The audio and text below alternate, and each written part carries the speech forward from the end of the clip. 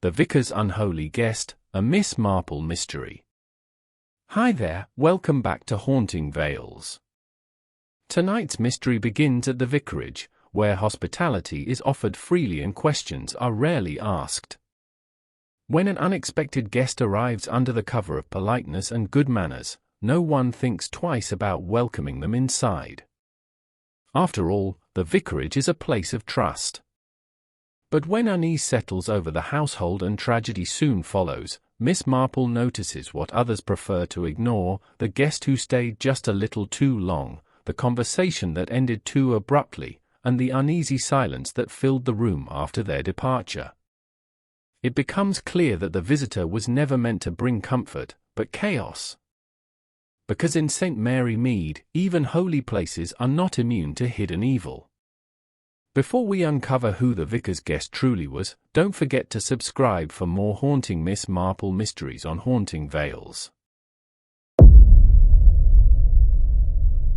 Chapter 1: The Vicar's Unholy Guest. The trouble began on a mild Sunday afternoon when the bells of St. Mildred's Church finished their final, gentle peal and the village of St. Mary Mead returned to its familiar hush. The air carried the scent of cut grass and old stone, and the people drifted homeward with the peaceful certainty that comes from habit. It was precisely the sort of afternoon that suggested nothing at all could go wrong, which was perhaps why what followed unsettled the village so deeply. The vicarage stood a little apart from the lane, framed by hawthorn hedges and an apple tree that leaned as if listening to confessions whispered through the walls.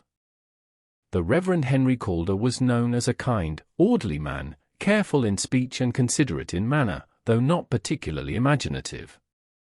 He liked things as they were meant to be: sermons well prepared, teacups returned to their saucers, and visitors announced before arriving. That was why, when a stranger appeared at the vicarage door without warning, it caused him a moment of genuine confusion. The man introduced himself as Leonard Shaw. He was neatly dressed, though his coat had seen better years, and his voice carried a polite warmth that seemed practiced rather than natural. He explained that he was traveling through the area on private business and wondered if the vicar might be able to offer him lodging for a short while. There was nothing improper in the request, and yet something about the man's eyes lingered too long on the hallway behind the vicar, as if he were already measuring the space for his own use. Reverend Calder hesitated, then reminded himself that hospitality was not merely encouraged but expected of him. He invited the man inside, offering tea and a slice of seed cake. Leonard Shaw accepted both with gratitude that bordered on relief, as though he had feared rejection more keenly than most. As they spoke, he shared fragments of a life spent moving from place to place, never staying long enough to gather roots. He spoke with ease, but his words revealed little, and the vicar found himself strangely tired by the conversation. News of the vicar's guest travelled quickly, as news always did in St. Mary Mead. By the time Miss Marple heard of it, the details had already been polished by repetition. Some said the man was a distant relation. Others claimed he was an old friend from the vicar's past. Miss Marple, seated by her window with her knitting, listened and nodded, though she did not offer an opinion. She had learned long ago that strangers rarely arrived without purpose, and that purpose was often concealed beneath a pleasant exterior. The first odd thing occurred that very evening. Reverend Calder discovered that several papers from his study had been disturbed.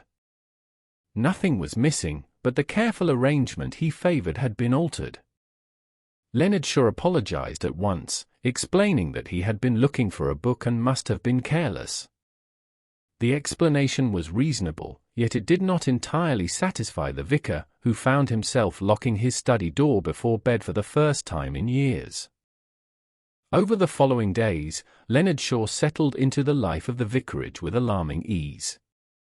He rose early, attended services, and made himself useful around the house. He spoke kindly to the parishioners and listened attentively to their concerns. People found themselves confiding in him without quite knowing why. Miss Marple observed this with mild interest.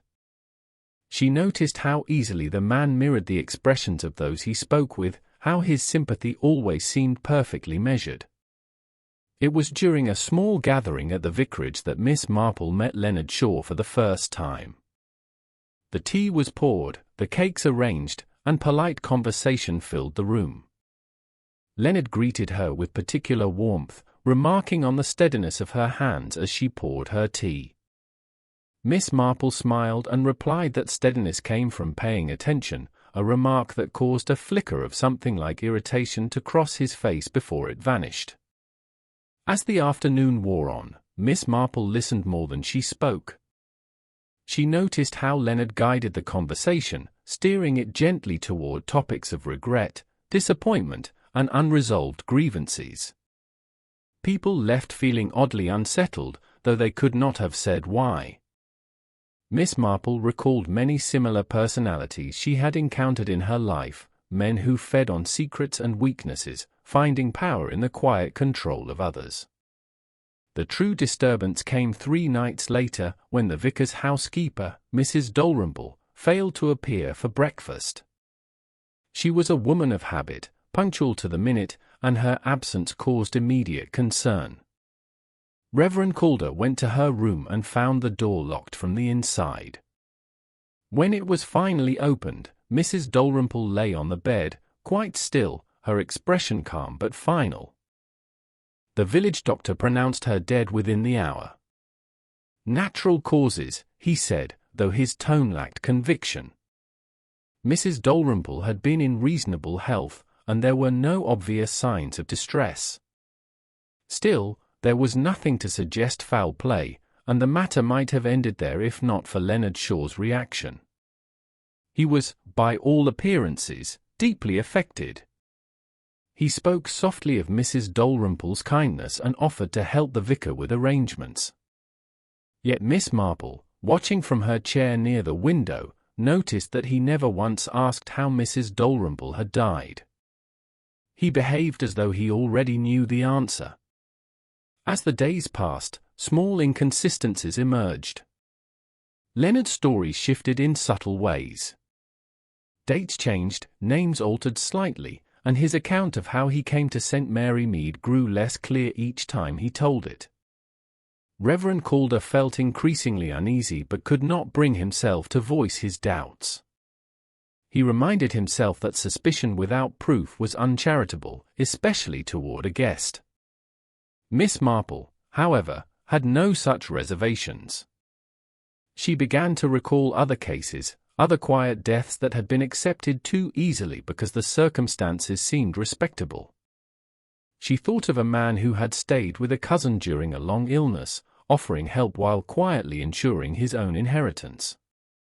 She thought of a woman who had gained trust by listening, only to use what she learned to devastating effect. One afternoon, Miss Marple paid a visit to the vicarage under the pretense of returning a book. She found Leonard alone in the study, examining the shelves. Their conversation was polite, almost friendly, but beneath it ran a current of careful testing. Leonard spoke of faith and forgiveness, suggesting that some sins were better left unexamined. Miss Marple replied that unexamined matters had a habit of returning at inconvenient moments. That evening, Reverend Calder fell ill after supper. He complained of dizziness and retired early, leaving Leonard in charge of the household. Miss Marple, informed of this by a concerned neighbor, felt a chill she could not explain.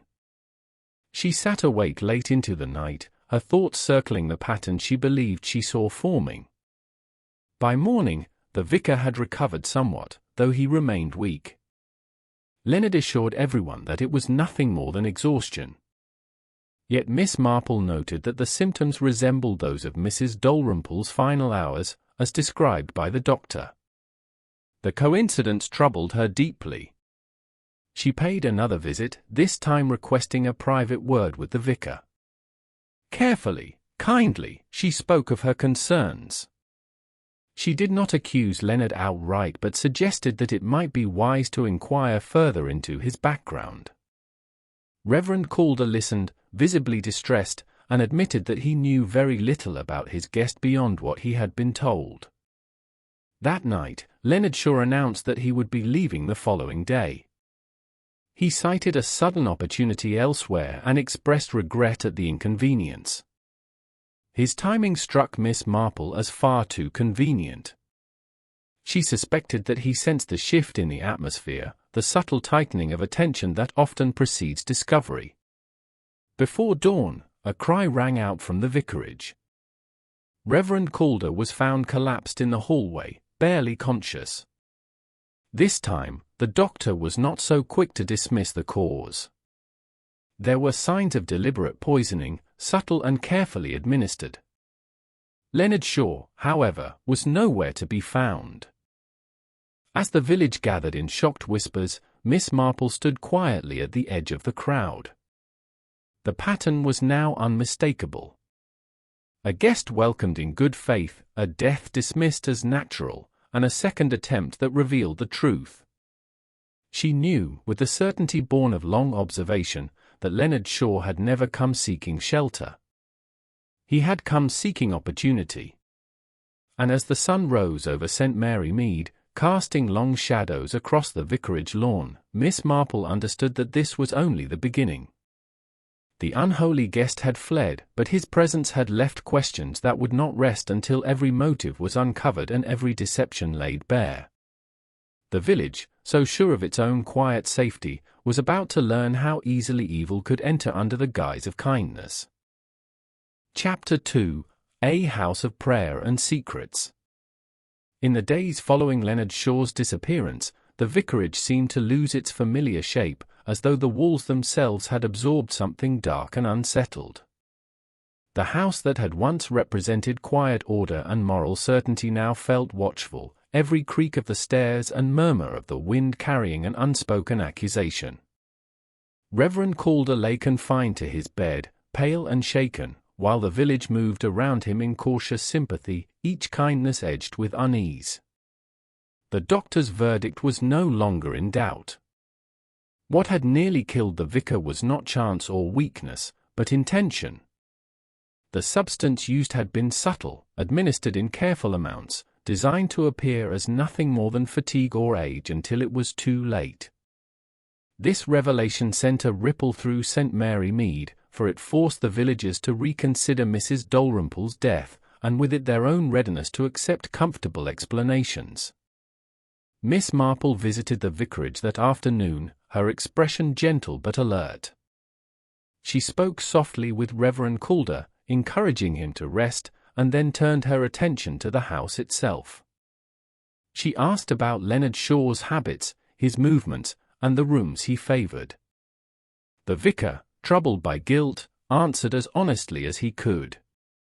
He admitted that Leonard had taken a particular interest in the study and had often volunteered to prepare meals or tea, insisting that it was no trouble at all. It was precisely that eagerness, Miss Marple reflected, that should have raised suspicion. Truly kind people rarely insist upon their usefulness. They offer help, but they do not press it, nor do they position themselves so conveniently close to matters of trust. As Miss Marple walked through the vicarage, she noticed small details others would overlook. A cupboard slightly ajar, a drawer that did not close smoothly, a faint scent lingering in the pantry that did not belong there. None of it proved anything on its own, yet together it suggested careful preparation rather than sudden impulse. Leonard Shaw had not acted in haste. He had planned. The villagers, meanwhile, divided themselves neatly into camps. Some were horrified, eager to believe they had been deceived by a skilled manipulator. Others resisted the idea with surprising force, clinging to the memory of Leonard's pleasant manner and thoughtful words. It was easier, after all, to doubt the evidence than to admit that one had been fooled. Miss Marple listened patiently as opinions were offered and defended. She knew this pattern well. Respectable communities often struggled more than others to accept wrongdoing within their midst. The appearance of goodness could be a powerful shield, and Leonard Shaw had worn it expertly. A key piece of information emerged from an unexpected source. The village postmistress mentioned, almost as an afterthought, that Leonard had received no letters during his stay, yet had asked frequently if anything had arrived for him. This detail intrigued Miss Marple. People who live honest, connected lives usually leave traces behind them. Silence, she had found, was often more revealing than abundance. Further inquiries uncovered additional inconsistencies. Leonard's name appeared nowhere in local records, nor could anyone recall meeting him before his arrival at the vicarage. His stories, once examined closely, unraveled under even mild scrutiny. Places he claimed to have lived did not align with his timelines, and the professions he mentioned shifted subtly depending on his audience. Miss Marple began to form a clearer picture. Leonard Shaw was not simply a drifter. He was someone who reinvented himself as needed, adopting the manner and values most likely to earn trust. The vicarage, with its open doors and unquestioned authority, had been an ideal setting for his purposes. The question that remained was motive. Why target the vicar? And why begin with Mrs. Dalrymple? Miss Marple considered Mrs. Dalrymple's position carefully. As housekeeper, she controlled access to the household routines. She prepared meals, handled supplies, and observed comings and goings without attracting attention. A perceptive woman, she would have noticed small irregularities, unfamiliar behaviors, perhaps even signs of tampering. If Leonard sensed her suspicion, removing her would have been a practical first step. This theory grew stronger when Miss Marple learned that Mrs. Dalrymple had mentioned feeling uneasy shortly before her death. She had spoken to a neighbor of a sense that something was not right, though she had been unable to articulate it clearly. Such instincts, Miss Marple knew, were rarely mistaken. The attempted poisoning of the vicar, then, was not an act of desperation but the continuation of a plan interrupted. With Mrs. Dalrymple gone, Leonard had gained greater control over the household. The vicar's illness would have left him dependent and vulnerable, perhaps even unable to manage his own affairs. And there, Miss Marple believed, lay the heart of the matter. Reverend Calder, though modest in his lifestyle, was custodian of certain documents and funds held in trust for the parish. These were not widely discussed, but they existed nonetheless. A temporary guardian or trusted companion could, with enough access, manipulate such matters quietly, especially if no one thought to question him. Miss Marple shared her thoughts discreetly with the doctor and a few trusted individuals.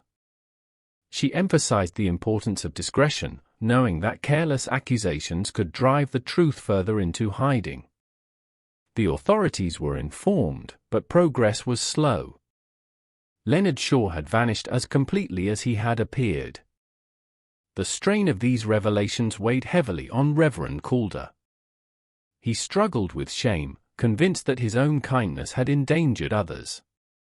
Miss Marple spoke firmly but kindly to him, reminding him that generosity was not a fault, only a vulnerability when met with malice. Evil, she said, often relied on good people to excuse it. As the investigation continued, a troubling realization took shape. Leonard Shaw had not chosen St. Mary Mead at random. His questions, his attentiveness to parish matters, and his interest in the vicar's responsibilities all suggested prior knowledge. He had arrived informed and prepared. Miss Marple recalled an old case involving a man who targeted clergymen precisely because they were assumed to be above suspicion. Such men, he had reasoned, were unlikely to be guarded, and their households were often managed with quiet efficiency rather than scrutiny. The pattern was uncomfortably familiar. The chapter of uncertainty closed with a discovery that deepened the mystery. Hidden behind a loose panel in the vicar's study, Miss Marple found a small vial, carefully wrapped and concealed. Its contents matched the substance identified by the doctor. The vial bore no marks, no clues to its origin, yet its presence confirmed what Miss Marple already knew. Leonard Shaw had not merely visited the vicarage. He had occupied it, studied it, and turned its trust into a weapon. As Miss Marple replaced the panel and stepped back into the fading afternoon light, she felt the quiet certainty that the truth was drawing nearer. A house of prayer, she reflected, was not immune to secrets. In fact, it was often where the most dangerous ones chose to hide. And somewhere beyond the village lanes, the unholy guest was still at large, believing himself safe. What he did not know was that Miss Marple had begun to see him not as he wished to be seen, but as he truly was. Chapter 3: When Holiness Became a Mask. The village awoke to a different silence after the discovery of the vial. It was no longer the comfortable quiet of routine, but a cautious stillness, as though every house in St. Mary Mead were holding its breath. The certainty that Leonard Shaw had acted with intention changed everything. What had once been whispered speculation now carried the weight of undeniable fact, and the villagers found themselves forced to confront a truth they would rather have avoided. Miss Marple, however, felt no surprise. She experienced instead a calm resolve that came from understanding a pattern at last made complete. She knew that people like Leonard Shaw depended on confusion and doubt. They thrived on hesitation, on the polite reluctance to accuse. The moment clarity arrived, their advantage began to crumble. Her thoughts returned again and again to motive, because motive was the key that transformed suspicion into understanding. Leonard had not sought violence for its own sake. He was methodical, restrained, and patient. His goal had been control, exercised quietly and with minimal disturbance. Mrs. Dalrymple had been the first obstacle, an observant woman who stood between him and unfettered access. Her death, masked as natural, had been a calculated removal rather than an act of anger. The vicar had been the final objective. Leonard had studied him carefully, noting his habits, his trust, and his isolation. Reverend Calder lived simply, but his position placed him in charge of financial and legal matters that required integrity rather than oversight.